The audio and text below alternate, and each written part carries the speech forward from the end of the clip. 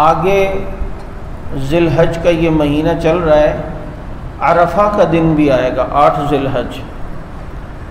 اگر سعودیہ میں وہ دن مثال کے طور پہ پیر کو بنتا ہے تو یاد رکھیں پاکستان میں اگر منگل کو ہے تو ہمارا عرفہ کا دن منگل کو ہی ہوگا۔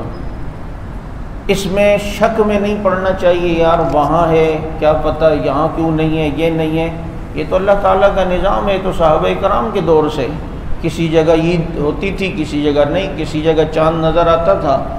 حضرت معاویہ رضی اللہ عنہ کا دور 65 لاکھ مربع میل ان کے زیر نگی ہیں، کسی جگہ چاند نظر آیا ہے، کسی جگہ نظر نہیں آیا۔ تو اس لیے اس میں شکوک و شبہات کا شکار نہیں ہونا چاہیے، بالکل خود اعتمادی سے جو تاریخ یہاں عرفہ کی بن رہی ہو تو عرفہ کی عبادات اسی خود اعتمادی کے ساتھ یہاں کرنی ہے۔ عرفہ کا روزہ یہ زیادہ فضیلت والا ہے، یعنی عید سے ایک دن پہلے کا روزہ۔ اللہ کے نبی صلی اللہ علیہ وسلم نے فرمایا مجھے اللہ سے امید ہے کہ عرفہ کا روزہ رکھنے والے کے 1 سال اگلے 1 سال پچھلے گناہ معاف ہو جائیں گے۔ حاجی کے لیے عرفہ کا روزہ نہیں ہے۔ جو شخص عرفات میں ہوتا ہے، احرام میں ہوتا ہے، حج کر رہا ہوتا ہے، اس کے لیے عرفات کا روزہ نہیں ہوتا کہ اللہ کے نبی صلی اللہ علیہ وسلم نے عرفات میں روزہ نہیں رکھا۔ اللہ کے نبی نے 4 – 4.5 گھنٹے دعا کر رہے ہیں۔ ام المومنین غالباً ام سلمہ رضی اللہ تعالیٰ عنہ اس تجسس میں تھیں کہ نبی کا روزہ ہے یا نہیں۔ دیکھو کتنی سمجھدار خواتین ہوتی تھی اس زمانے کی۔ اب یوں پوچھ بھی نہیں سکتی تھی اللہ کے نبی سے کہ اللہ کے نبی آپ کا روزہ ہے یا نہیں، یہ تو ادب کے خلاف ہے بڑوں سے اس طرح کی بات کرنا۔ یہ تو آج کل کا بے ادب مرید ہوتا ہے، 15 شعبان کو یا مستحب روزوں میں صبح اپنے پیر سے پوچھ رہا تھا استاد جی آج آپ نے روزہ رکھا ہے، اور بیچارے نے نہ رکھا ہو تو پیر بھی شرمندہ ہو رہا ہے اور مرید بھی اندر اندر سے شرمندہ ہو رہا ہے۔ یہ تو ہمارے ان لوگوں کے اندر ادب دیکھیں کتنا ہے۔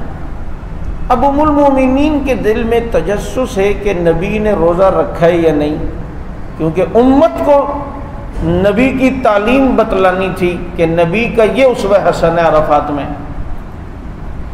تو اللہ کے نبی کو انہوں نے دودھ پیش کیا، اور سمجھدار کتنی کہ پانی نہیں کہ کیا پتہ روزہ ہو اور پانی کا منع کر دیں، لیکن دودھ اس لیے پیش کیا کہ انہیں پتہ ہے کہ اللہ کے نبی نے فرمایا 3 چیزوں کو رد نہ کرو کوئی دے۔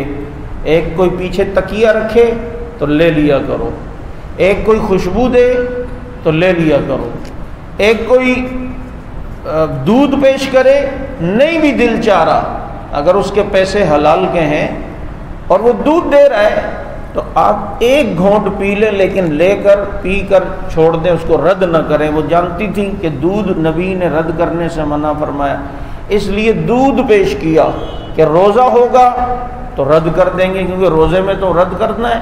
پتہ چلا مسئلے کو بھی سمجھنا چاہیے پوری طرح۔ وہ مولوی صاحب نے کہا اپنے اپنے موبائل فون بند کر لیں نماز سے پہلے، لوگوں کو کہا، تو ایک صاحب گھر چلے گئے، جماعت ختم ہوئی تو پھر آئے، کہا آپ نے کہا موبائل بند کر دیں، تو میں تو موبائل بند کرنے گیا تھا گھر پہ۔ تو یہ چیز نہ ہو، کوئی روزے کی حالت میں اگر دے رہا ہے دودھ تو اسے منع کر سکتے ہیں کہ نہیں بھائی میرا روزہ ہے۔ اللہ کے نبی صلی اللہ علیہ وسلم کو انہوں نے دودھ پیش کیا کہ روزہ ہوگا تو منع کریں گے، نہیں ہوگا تو دودھ کو رد نہیں کرتے۔ انہوں نے دودھ پیش کیا، آپ صلی اللہ علیہ وسلم نے وہ دودھ کا پیالہ پیا۔ اس عورت کی سمجھداری کے وجہ سے اللہ نے دنیا کو مسئلہ سمجھا دیا کہ عرفات میں روزہ نہیں رکھنا۔